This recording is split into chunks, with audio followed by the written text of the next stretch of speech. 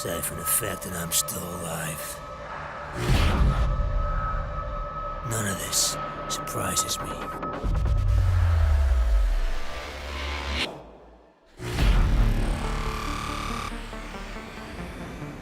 Technology got stronger, but we got weaker.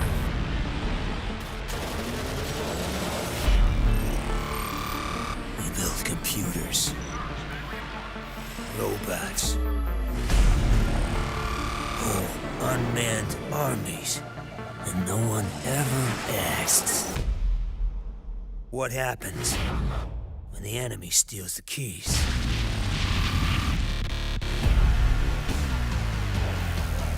And the things they built to keep us safe are turned against us. And that's when they figured it out. They'll always need men like us. Those who are willing to do what others cannot. No.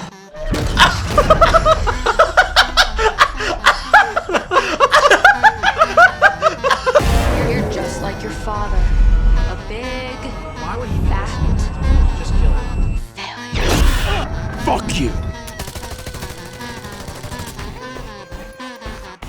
On that technology too much. Oh, And then now we're using this. Oh my god. this is Black Ops. What? So you tell me, you know, the traumatizing of killing his friend and how Black Ops 2 he regretted so much he had to live with that and he barely could tell Mason that, and now it's turned that into a Plant Zombies boss fight. I've got nowhere else to be. And you've got nowhere left to run. I like how, you know, this is a professional sniper and whatnot, and you know, this is supposed to be a serious her killing us, and she's doing random millennial quips at us. Heads She up. just didn't deploy. Right where I want you. That's it. Stand right there. Why the fuck? You're a military person and you just say, oh, that's it, stand right there. So you're telling me, you're literally telling your people you're trying to shoot, oh, I have you in my sights. Are you stupid? Totally ruins it. Dude, is this a fucking Roblox obby? Oh my god, what the fuck is this? Dude, it's Halo, bro? it's speed. It's fucking, it's a Roblox obby, it's Frogger. What is this? You fucking dick sucker. Dude, what the fuck? What? This What is fucking was that? ridiculous. What was that, bro? You're telling me you're powerful enough to lift a fucking probably 5-ton? That's total garbage. That was so stupid. We got him, Mason. It's now 2025 and we've been waiting for the true story sequel to Black Ops 2 for 13 years. Does it hold up to the legacy and phenomenal storytelling of Black Ops 2? No! No, it doesn't! This story makes no sense. Absolutely no sense. It doesn't feel like a Black Ops story at all. It feels like COD Zombies. It's like I was playing COD Zombies, I felt, throughout this entire campaign. So basically, we'll give you here a real quick plot synopsis because there's really not really a lot of plot. It's kind of just a bunch of boring Warzone missions. There is no plot. Yeah. This game takes place in 2035, 10 years after Cortes Dia or Judgment Day, and where you're playing as, it's a 4 co-op campaign playing as David Mason or Section, and right now you're investigating a link between the guild and a leaked video suggesting that Raul Menendez is alive on this place called Avalon. They infiltrate the lab, but then they fall to a trap by the villain of the series, Emma Keegan, exposed to a toxin called the Cradle, basically scarecrow gas. Somehow, Raul Menendez has returned. You meet up with Marshall from Black Ops 6, but he's much older now, at the graves of the legendary Frank Woods, who they disrespect in this game. They destroy the legacy of that character, but I'm jumping too ahead of myself. And basically what happens is that you're going to see if whether or not Raul Menendez is alive. But that makes no sense because in this game, they established that the canon ending of Black Ops 2 is when David shoots Menendez in the freaking head. I take it you saw the video. Yeah. Me and a few 100 million others. What are you feeling? Well, you know I killed him. Of course I do. No one doubts that. they shoots him in the head, but they still want to investigate whether or not he's alive or not. There's absolutely no way that he could be alive. We know for a fact that he's dead, and what makes no sense is that Section himself is questioning whether he's alive when he pulled the trigger and popped him in the head with a bullet. So the whole game basically comes down to pretty much you go through and you discover that, oh, it's actually the guild that's the villain. Raul Menendez isn't alive. It was a deep fake. A deep fake. Whoa, what a shocker. Who would have guessed that? The game acts like it was some huge plot point that the characters now know that Menendez wasn't truly dead, when really, that was just obvious. Oh my god, a deep fake, bro. Wow. Dude, they're acting like they knew he wouldn't. We knew he wasn't dead. Why are they acting like he could be real? In the beginning cutscene, he literally says, I know I killed Mason. Yeah. He shoots him in the head. That's crazy. Why are they acting like, oh, it's a deep fake? You don't have to worry. It's like, what do you mean he could somehow be alive? It's like, no, you killed him. I never believed that for a second. I never believed that. This game expects us to believe that. What? Piss poor storytelling. I mean, from the beginning, I knew, like, right away, I was like, this is fake. No way. Especially, well, not even that. I knew it was fake even before they said that Menendez was dead. This was before I knew what the canon ending was. But they established that, you know, that he's dead, that Mason, or that Section kills him. So even then, it's like the whole world should know that this is fake, and they act like the whole world is in a panic. Like they say in the news, like the economy is crumbling, that blah blah blah. Cortez Diaz's people are rising up again, but the whole world knows that he's dead. They have a body. Yeah, see, that's what doesn't make sense, because basically the overall plot, which you don't even find this out until the 8th mission. You don't find out the villain's motivation until the 8th mission of this game, because the whole other half of the story is basically exploring personal trauma, and it's so cringe how they do it, and that has no relevance to the overall plot whatsoever. And that basically you find out that she wants to blame the cradle attack, that gas, on the world. She wants to launch it across the world and kill all these people and blame it on Menendez so the guild can come in and build security and make a ton of money. Kagan's already kicking off the European arm of the cradle attacks. They've got shipments on the dock loading up trucks as we speak. Get to that dock and stop the guild from moving out.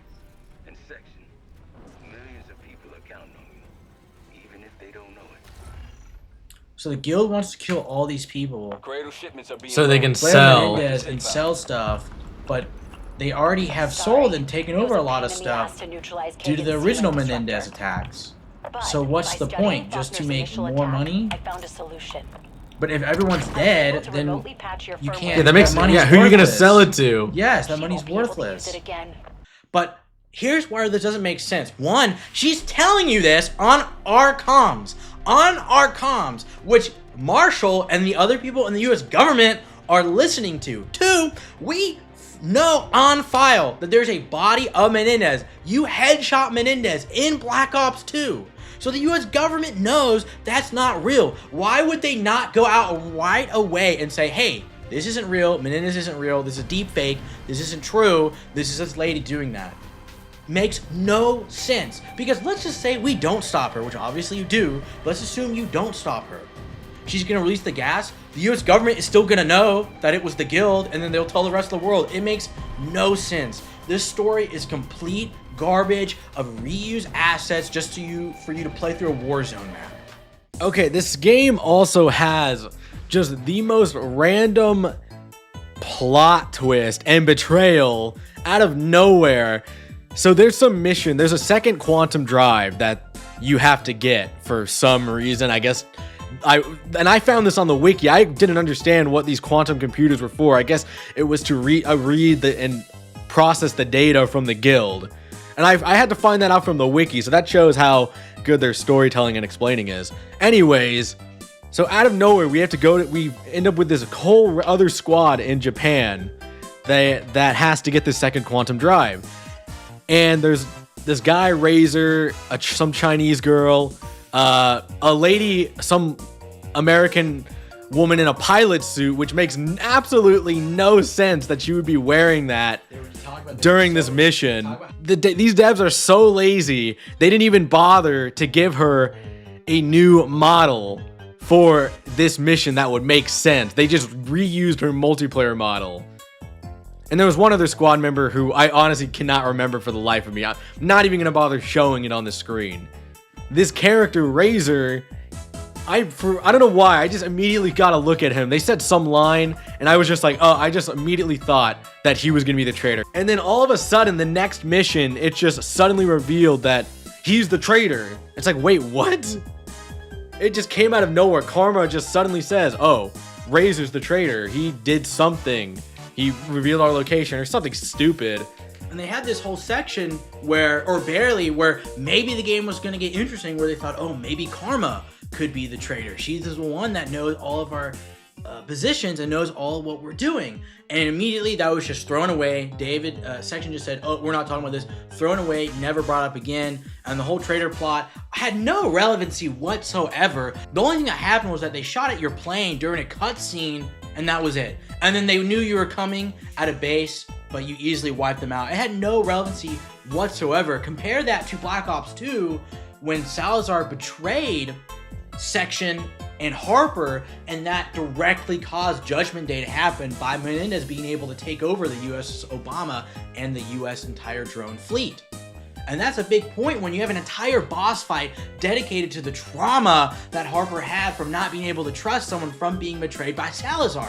But oh, you know how we can show that? By having a giant fucking boss fight that you are shooting Harper at. And by the way, I actually played Harper in this campaign, so the other characters were acting like I didn't even exist and I was shooting at myself. It made no sense. It totally took me out in the entire story. And we'll get into later in the video about how they disrespect legacy missions and characters, and it just doesn't compare at all. But first, now it's time to get into gameplay. We got him, Mason. Okay, so now that we know that the story is garbage, is at least the gameplay fun? It's a co-op campaign, you play with your friends, that makes any game more fun. Or is it fun? Is the gameplay good? Are the missions at least fun?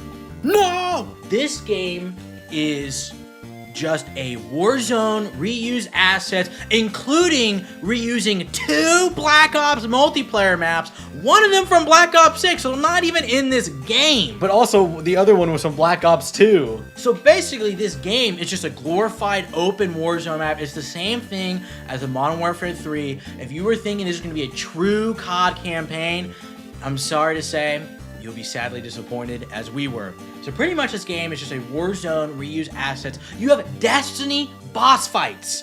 Tanky Destiny boss fights. That is crazy. You're fighting these normal people. You have a woods turns into a zombie plant. Then you have just tanks, a teleporting sniper that you just have to constantly keep shooting at. It's so boring. And then you have more fucking a giant Harper. You know, who thought, oh, this is Call of Duty. You honestly felt like you were playing zombies more. There were so many sections. You're fighting damn zombies in a COD campaign more than normal enemies. They literally, it was so much like zombies. They just reused the zombie sound effects from Call of Duty Zombies. You were just playing zombies half the time. It was crazy. And then one mission was literally dedicated. There's 11 missions in this campaign. One of them was just dedicated to you standing by a giant SAM site that you had to defend for 30 minutes. Also, the NPCs are so... The Guild is the most boring Call of Duty faction probably in the entirety of the series. They all look the same, first of all. They have no faces. All their faces are covered up. They don't talk to each other at all. They'll say generic lines like, I'm flanking, reloading, grenade, whatever. They have no personality whatsoever. You're basically fighting robots. Oh wait, you're already fighting robots with the other enemy type. Like the one of 3 enemy types you have in the game. You have the Guild, the robots, and the zombies. We already talked about the zombies. You're just shooting zombies. They literally reuse zombie enemies, like those little spider crawler dudes. And the robots are just bullet sponges. And even the normal human enemies are bullet sponges. Call of Duty is known for having a quick time to kill. Why am I shooting bullet sponges like it's Destiny or The Division? And the thing is that too, Again, you have no ally NPCs in this game. It's all over com. It's only you and the 3 other co-op people you're playing with.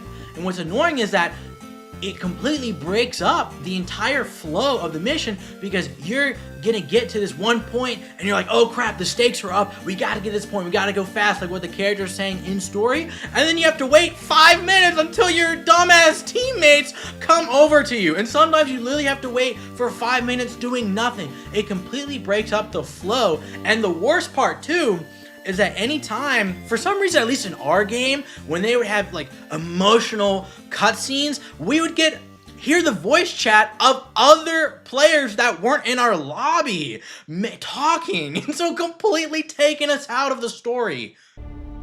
You loved him. Menendez Oh, wanted you to protect me, suffer. Daddy! Us to suffer. Dude, look at this serious scene. This is why this shouldn't be co-op. Look at this serious scene, and then someone just pops in and says, I gotta protect my daddy. The 4-player co-op in this game does not add to the fun at all, and in fact, it takes away from the campaign, in my opinion. It just makes everything more tanky, just more bullet spongy, and there's no synergy among the players whatsoever. And half this game, the first part of this entire game, is holding X on things to scan for a quantum drive computer, for a quantum computer this, quantum computer that. That's what half this game is, until you get to the last like 3 missions that have some of the more trippy, traumatic stuff that make you relive the missions from the older Black Ops games that totally piss on those missions' graves, but we'll get to that later. This campaign, I say with quotation marks, is also full of annoying ass backtracking. This game is like more of a walking simulator than a Call of Duty campain. Dude, oh my god, we have to run all the way back. Dude, backtrack. Oh my god. Yeah, dude, we were just here. What the fuck? Dude, it literally is making us run back again. Dude, do you remember, literally, we're running back and forth. Remember in the Afghanistan mission when you were charging on horses, fighting the Russians or the Mujahideen? And now we're literally just sprinting an empty base, just back and forth. The bosses, you can shoot them once and they teleport, and these human bosses have so much health. They're bullet sponges. It makes no sense. This is not Destiny or some fantasy game. This is Call of Duty. It's supposed to be semi-realistic. This used to be a realistic military shooter. It used to be at least a grounded military shooter. Now, I don't even know what Call of Duty is anymore. I don't even know. This game has so much annoying padding that we just started running past all the enemies, and you could. There we go, 5 armor. Fucking go. Go, go. Dude, these fuckers have aimbot.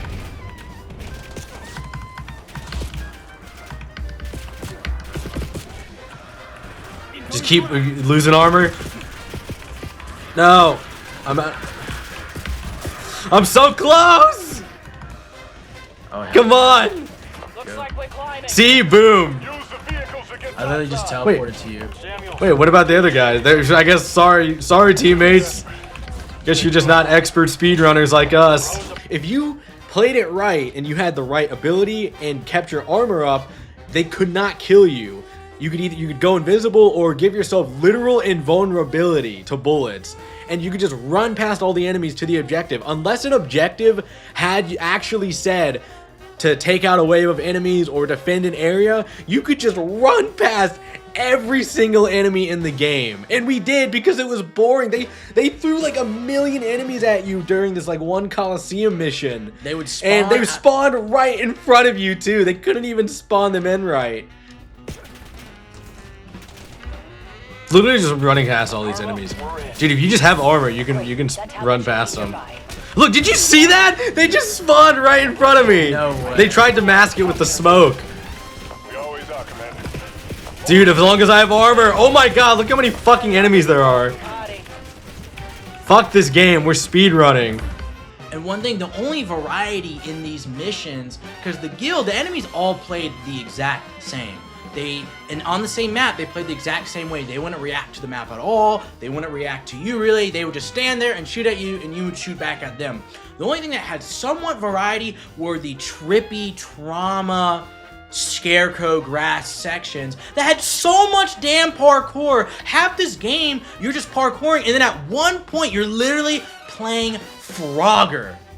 Okay? You're playing Frogger, going through like a Roblox obby. It made no sense. It totally broke up the seriousness and the traumas they were exploring. Like one example is when Woods had felt the trauma of feeling guilty for killing Alex Mason, and you're trying to help him through that. And you know the best way to showcase that? Have him turn into a giant fucking plant that you have to shoot. And now you gotta think, okay, what about the final mission? The final campaign mission. You know, each Call of Duty Black Ops had this epic mission where you storm, what was the ship called? What the fuck was the ship called?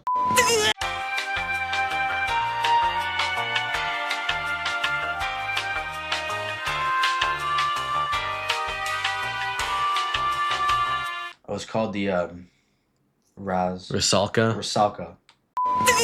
And Black Ops, you storm the ship, the Rusalka, to find Drakovich and truly find the truth of what's going on and to stop the sleeper agents from waking. You had whole military groups with you helping you storm this ship.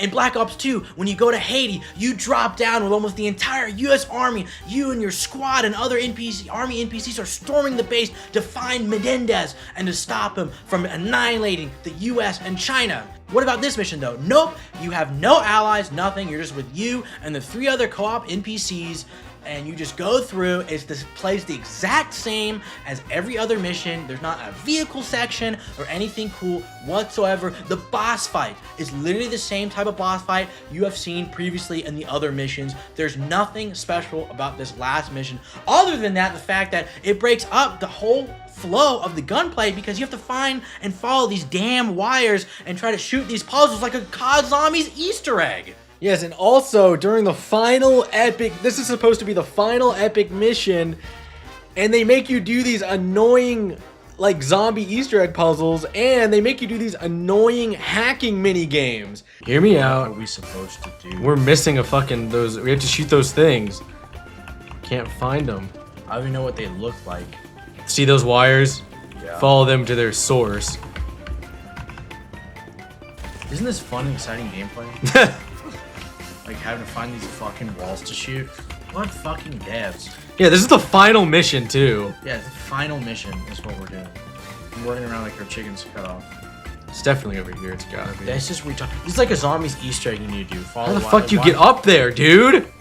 Yeah, this is what I love to do during the final mission of a campaign. Yes, like stupid shit like puzzles like this. We're literally running around. No one knows. Oh god, a hacking fucking bullshit. My brain is hurting. What an amazing last first mission. Yeah, just some stupid epic. fucking hacking. It's literally puzzle. the same as we've been doing the entire game. There's nothing special about this mission. This is the biggest Black Ops ever. Yeah. Just like stay in here. Yeah. We don't need to do anything. This is so epic. So epic. So epic. We're literally not doing anything. Wow. Like interrupting the whole flow. So while your buddies are shooting the enemies, having fun, you're just sitting at a terminal doing this annoying little hacking minigame that's not even that hard. It's like brain dead easy. I guess they had to make it that way for the average COD player. And the worst thing is that if you're not doing it and someone you don't know, some rando's doing it for them, you have to wait for that rando to solve the puzzles. You might be waiting there for over 5 minutes, just killing waves and waves of enemies over and over again, completely breaking up the entire flow and pacing of the story. It's absolute garbage. Also, during the last mission, you're blowing up the guild's base as like it's a callback kind of to Black Ops 1 where you're underwater and you blow up their ship or their base or whatever it was. You can literally just sit in the back room while the one guy's on the hacking minigame, and you can all just sit in that room and the enemies will take forever to finally get up and try to shoot you. You can literally just sit there doing nothing in the last mission. The only positive thing is that some of the guns felt good to use. The gunplay, it's Call of Duty, the gunplay is always pretty good. There was kind of a lack of, this is 2035, it's pretty futuristic. We have all these like crazy cyber abilities, but all the guns were just kind of normal guns. And just generic assault rifles, SMGs, etc. The only exception was one that I found was this like sniper that shot like 3 little triad bullets, and you could like keep shooting over and over. That was a fun sniper to use. That was about it. And that's the issue. Like when you come back to Black Ops 2, each mission, for the most part, would introduce some sort of new mechanic, new type of gun or attachment that you would use to solve the objectives of that mission. And it felt like Black Ops 2 had more futuristic tech than Black Ops 7, which is set 10 years later. We got him, Mason. Black Ops is known for its strong cast of characters. Well, let's just say that legacy did not carry over to Black Ops 7. Let's start off with our main character that we know and love, Section. He's stupid. He's so dumb in this game. Somehow he thinks that Menendez is alive, even though he knows that he killed him. He headshot him. He's dead, and yet somehow he's questioning whether he's going insane. And then he's also doing quips with the villain in certain scenes that make no sense. And why are you talking to her, giving away your position, what you're up to, what you're doing, when in Black Ops 2, he was serious, you know, by the book. That's what his dialogue was around, trying to figure out what's going on or talking with his teammates. And this game, he just seems like a totally, completely different person. And then he goes on, talk about when Woods, in that mission, in the mission when you were trying to find Woods, when you were gassed out of your mind, he's going on and on about how we need to save Woods, we need to do this, when he knows it's not real. And then literally later in the campaign, he says that same thing to someone, like, this isn't real, like, this, don't worry about this isn't real. His actions in this game make no sense. I remember that day too. There's no time to dwell on it. We're still on mission. And that right there is our mission.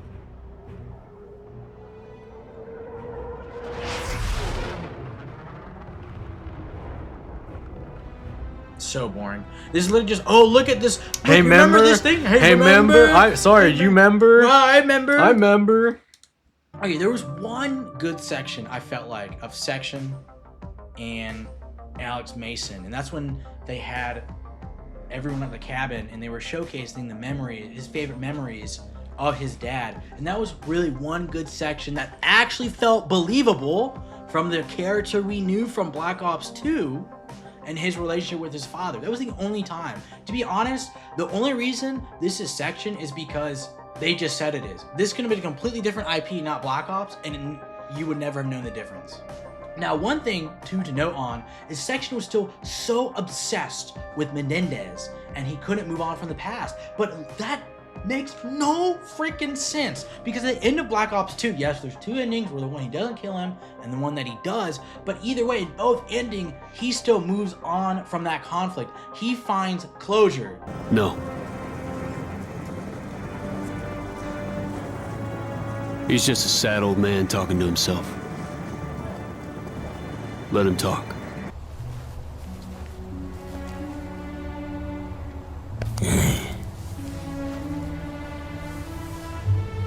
This is the price we pay for what we do.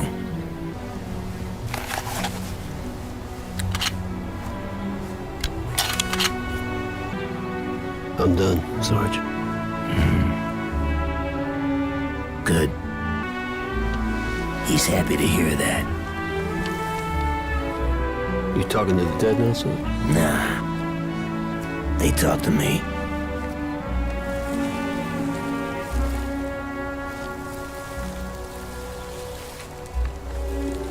So I don't know why they're reopening old wounds when it makes no sense for the character. I mean, literally, look at, yes, this is not the canon ending technically because it didn't die here, but it's a great representation of Section moving on. So next we have Harper, he's basically the exact same character as in Black Ops 2. Yeah, that's pretty much all I have to say about Harper. The one thing I did like was how they did touch on his anger after being betrayed by Salazar in Black Ops 2. That was a little interesting. And then they completely ruin it by having this goofy Destiny Fortnite event boss fight. Finally made something interesting happening. Bro, that was literally the icon they used in Warzone. And Vanguard, yes! yeah. Oh my god. That motherfucker. Oh, it's Salazar? No way. His name was Javier Salazar. Oh, this is Harper's He trauma. was one of us. He was a goddamn traitor! Sold us out to Menendez! Ow! Ow! Ah! Finally, something I'm actually interested in now. After 7 missions. man. This isn't real. The hell it ain't! You're gonna turn on us too? Hey, Harper, cool it. Who is it? Who's talking to the goddamn guild? Look, and this makes sense. This is the first time one of these traumas actually relates to the plot. Yeah, I know, yeah. And now, I'll be honest, the new character, Samuel's in 50-50. Yes, Samuel was in Black Ops 2, but it was such a minor character. And 50-50, they're completely irrelevant in this game. Yeah, you explore Samuel's trauma in LA, and that could have been a very interesting angle. And yeah, that would have been insane trying to protect the president when basically all of US drones forces are coming down and destroying LA. And they really could have explored that well, but instead, they decided to make it a Roblox obby mission where you play Frogger. Are you kidding me? And then 50-50, just no one cares about 50-50. 50-50's mission just didn't even make sense, but by that point in the campaign, I was so checked out. I wasn't even really listening to the dialogue. I was literally speedrunning past all the enemies. It was completely pointless. It was some failed mission, like her arm and leg like malfunctioned or something, or I who even know? Who cares? They weren't even interesting characters, and I mean they could have been, but they did nothing with them. We just have these goofy missions. Why couldn't it have been, if you wanted to explore their trauma, they should have done it how they did in Black Ops 2. You had the future missions and the past missions. You have the past missions to set up some stuff and information and trauma for the future. I don't know. I think that would have been a good way to do that without all this goofy hallucination gas. And then we got the legacy characters. Woods, I think we all know Frank Woods as being a complete badass. A man of a man who maybe made some mistakes in the past, but in the day, he's a badass soldier who wants to help his friends.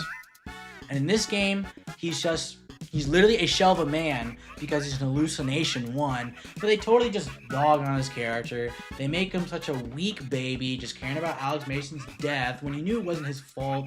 He just wasn't believable at all. It was ridiculous. And plus, it wasn't real. I knew it wasn't real. I literally could care less. It wasn't real. It was an AI generation of gas of him. Just completely disrespect the character Woods.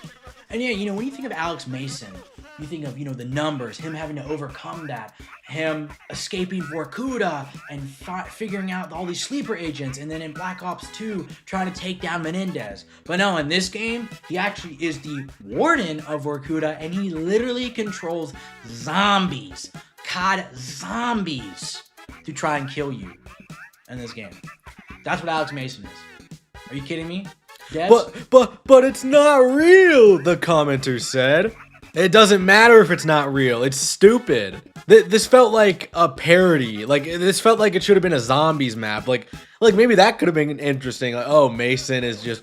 It would still have been stupid, but it's zombies, so who really cares? It's meant to be goofy. And basically, these legacy characters were dressed back to be like, oh, remember that? Remember that? Hey, member? I member. Do you member, Sire? I member. That's all it was. It was just to tease you, but it had no substance whatsoever. It was complete slop. And now we go on to the next legacy character, Menendez. And the villain of Black Ops 2. Sorry to say, he was literally a deep fake in this game. Straight up a deep fake.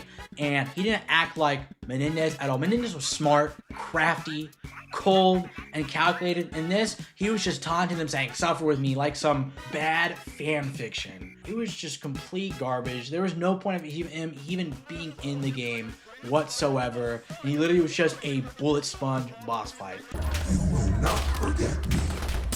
And dude, what is this garbage? You mean, oh, you won't forgive me? This Menendez never cared about being remembered. He just wanted to truly wrong people and avenge his sister. That's really what it was all about.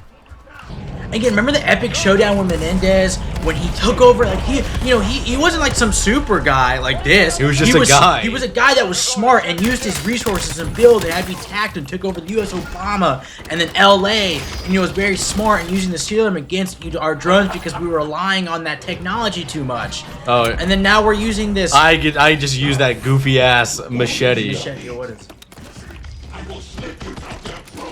I will slit your goddamn throat. That is not Menendez. That's not something Menendez was. Menendez was cold, methodical. Now he had those moments of rage, but it wasn't like he was like just like Not like that. Not like No, that. this is so bad.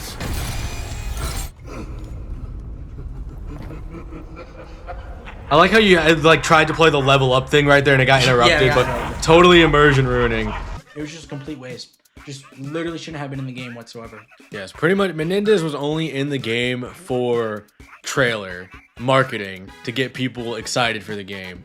And then he's literally there for the first mission, and you don't see him ever again until they say, oh, he's a deep fake, and that's it. He's gone. Now, how does the new villain, Keegan, and by the way, we literally couldn't remember her name at all. We had to keep looking it up over and over again.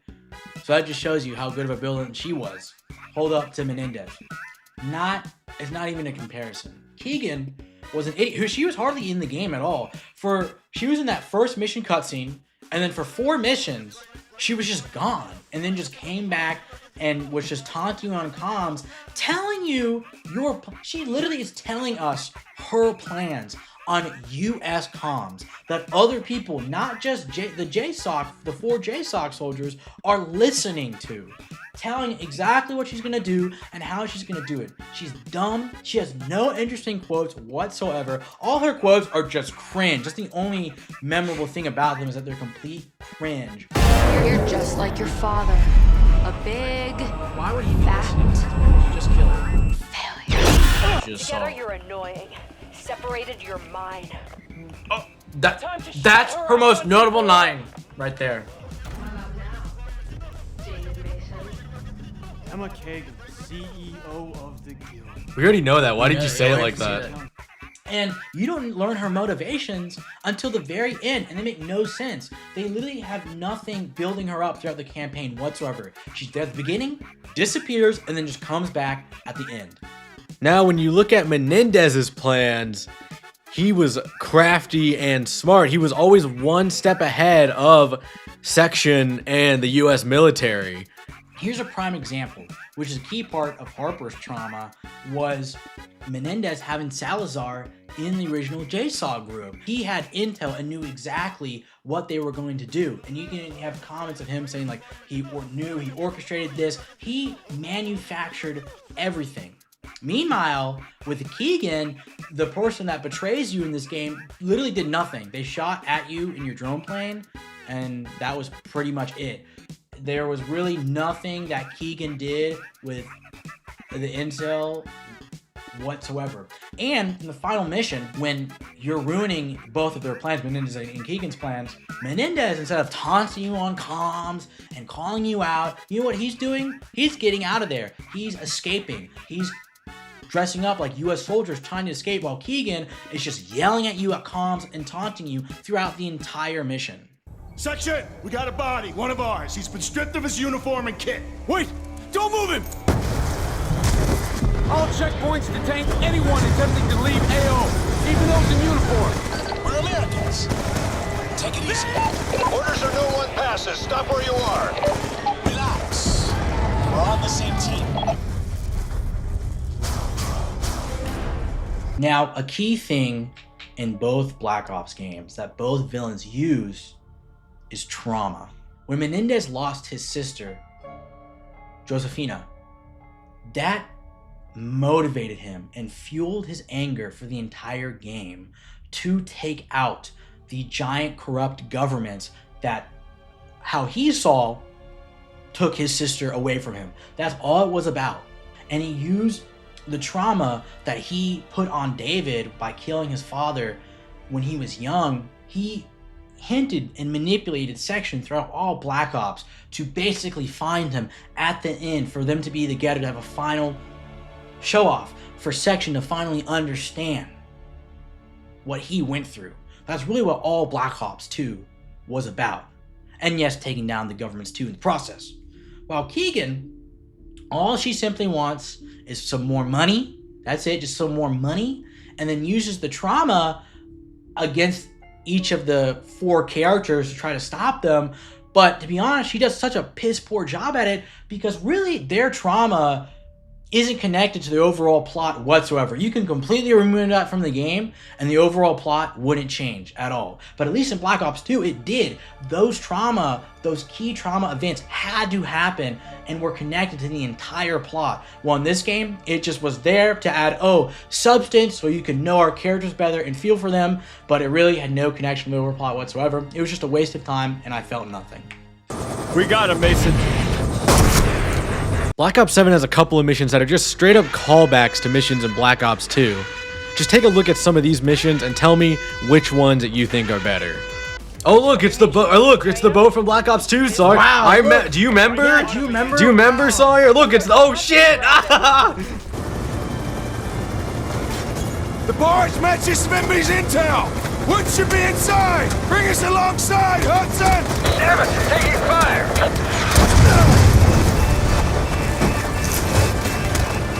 Shit, we're going down! Just Mason!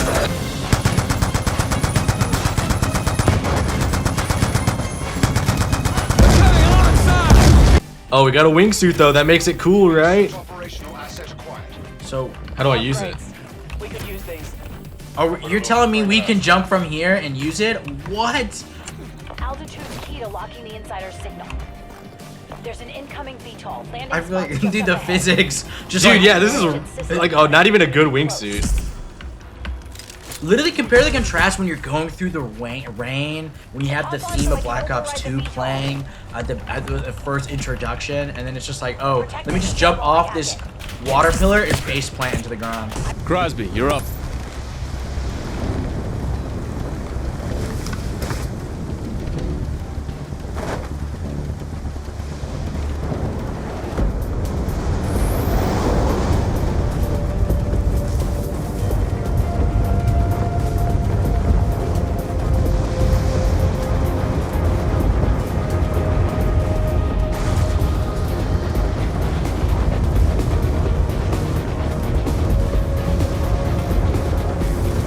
Easy does it! Watch the trees! Right, man!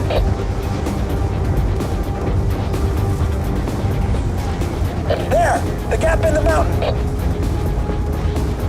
Deploying shoot!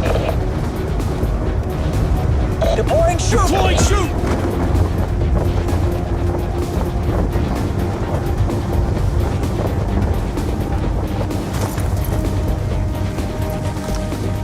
You good? I'm good. We're separated. Need to regroup. You remember? Sorry, do you remember Vorkuta? Yeah. Do you remember? It literally looks like Mob of the Dead. They're being tortured. Yeah, it totally does. Wow, isn't this pure to the epicness of when Vorkuta actually happened? Wait, I have a gun now because I died. No way. Yeah, dude. Oh my god, they did not playtest this shit at all. Game design. Is he literally controlling zombies to fight us, dude? What the hell is this? Looks like the paths converge. He was a prisoner in Vorkuta, but he's acting like the warden. Oh, no NPCs, no one else who's talking to you, just the 4 same characters over and over again. Nothing interesting, no interesting side characters, nothing.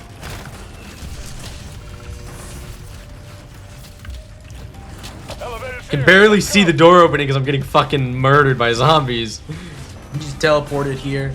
Nothing epic. Immersion. Like, this is so bad. It's not even fun. Gates opening, come on! It's not even a good immersive multiplayer experience whatsoever. And look, just run past all the enemies. Like, Far Cry 6 was more fun than this. Yeah, dude, it was. And that game was super cringe. Yeah. Speaking of cringe, look at me just running past all the enemies. Another gate ahead. Which I'm okay with. They're saying, come on, like it's super intense, but because everyone's separate and the dialogue is not affecting what you're doing, there's like only like one enemy around Yeah, me. since I'm running. And I'm literally, my guy's going, come on, come on. Like there's only one enemy around me. Oh, I remember. Do you remember? Do you remember? Every journey begins with a single step. This is step 1! Security teams! Step 2! Step 3! Break fire! The time has come to rise against our oppressors. Today, we show them the heart of true rush.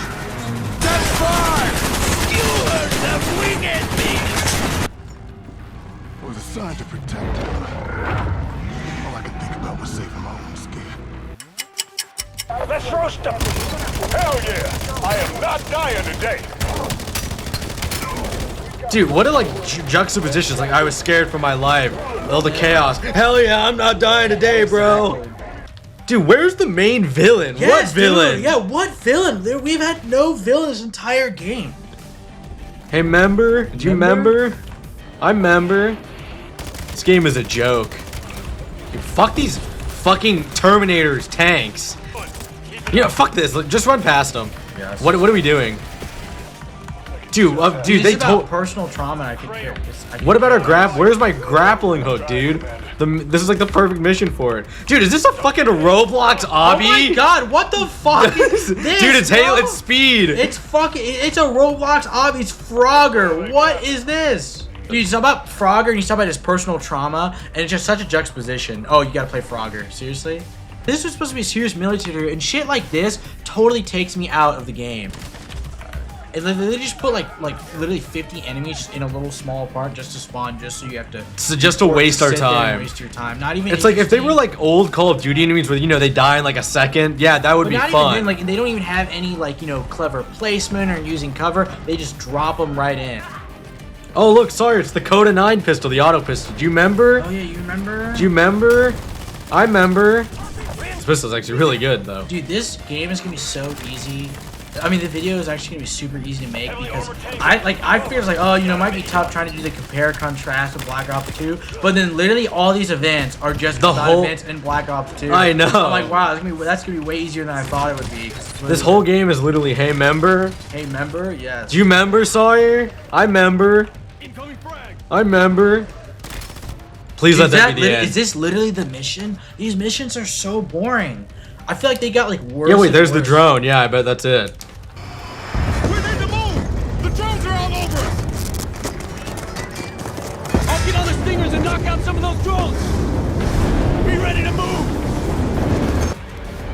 Here they come, Sexus! Tracking multiple groups! I got to take down those drones!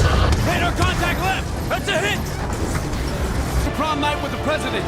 Request establish overhead. Provide armed overwatch. Wilco, be advised, I'm all you got. The bulk of my squadron is down or engaging drones. Anderson, how badly hit is downtown? It's bad, Section. Most of the city's now a full-blown war zone. I don't know how you're gonna make it through downtown. I don't know yet, but we will.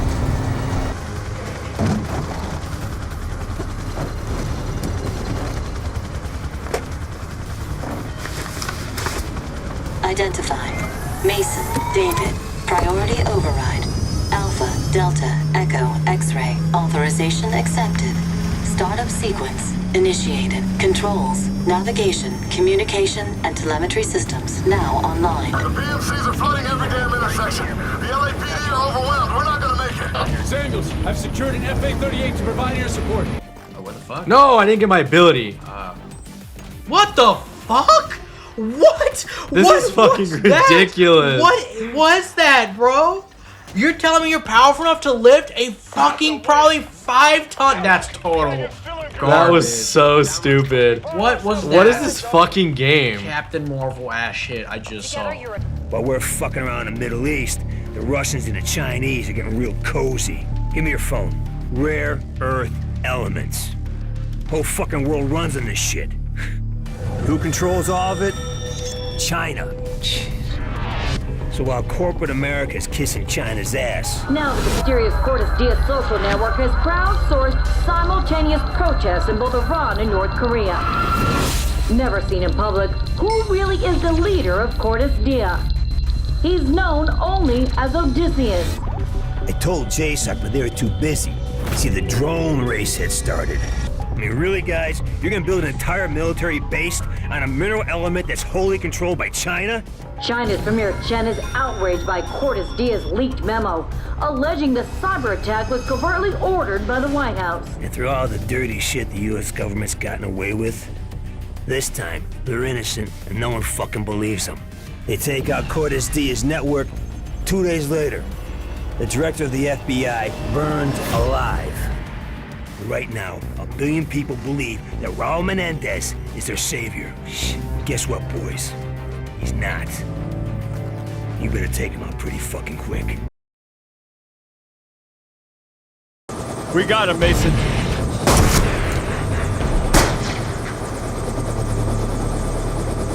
Can't kill me. So that's our thoughts on Black Ops 7 and how it destroys the legacy of Black Ops 2. So, should you buy the game? No!